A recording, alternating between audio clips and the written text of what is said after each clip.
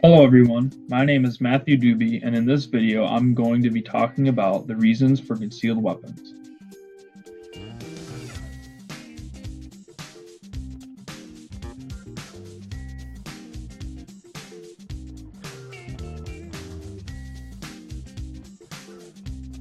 I am first going to be discussing the constitutional interpretations from Indiana and Oregon. The Indiana state constitution grants an individual the right to obtain a weapon for self-defense.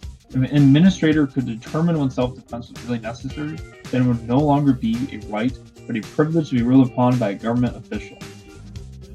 Second, in the Schubert versus the Barr decision in 1980, the Supreme Court of Oregon found that the state regulation forbidding ownership of the billy clubs was unconstitutional. Both Oregon and Indiana are stating that it is unconstitutional to take away someone's right to still carry a weapon. If it is unconstitutional to take away someone's concealed weapon, then why is there a gun-free zone? According to La Rosa, if a criminal or deranged person bent on killing, a gun-free zone is a free fire zone. As is obvious from all such incidents, the police arrive too late to prevent multiple killings.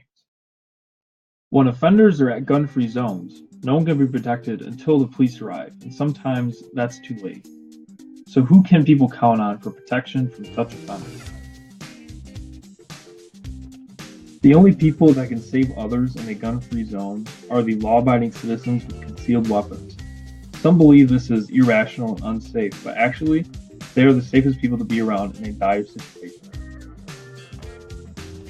The law-abiding citizens are those who have jobs and seldomly, if ever, commit crimes.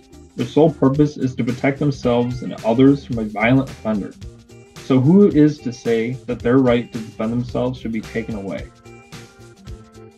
The people that we should be worried about are the criminals. They do not care about the laws being passed, since they are already going to be doing illegal activities anyway.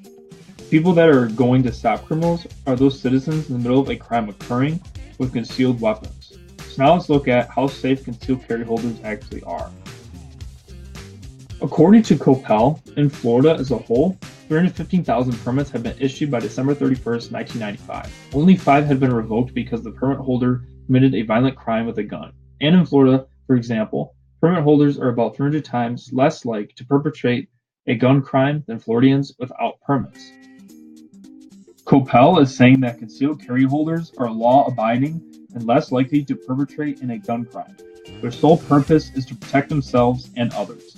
Now let's look at the opposition. Rubin says that states with the highest levels of gun ownership have 114% higher firearm murder rates and 60% higher total homicide rates than states with the lowest gun ownership. And concealed weapons do not seem to have an overall effect on stopping crime, and that there is evidence that concealed carry weapons increase crime. But Coppell says that when comparing states that adopted concealed carry laws with demographically similar states that did not, there was strong support for the hypothesis that concealed carry laws reduced the homicide rate, and weak but still positive support for a reduction in robbery and serious assault. Johnson also says that even as gun ownership has surged in the U.S. in the past year, violent crime, including murder and robbery, has dropped steeply. Both Coppell and Johnson show that concealed carry holders are not the problem, and more guns does not equal more crime. It is the person holding the gun that causes crime, not the gun itself. The concealed carry holder is not the criminal. They include all different types of people, and they only want to protect themselves and others. Making laws on concealed carry weapons will only make the United States more dangerous and will strip the law-abiding citizens of their rights.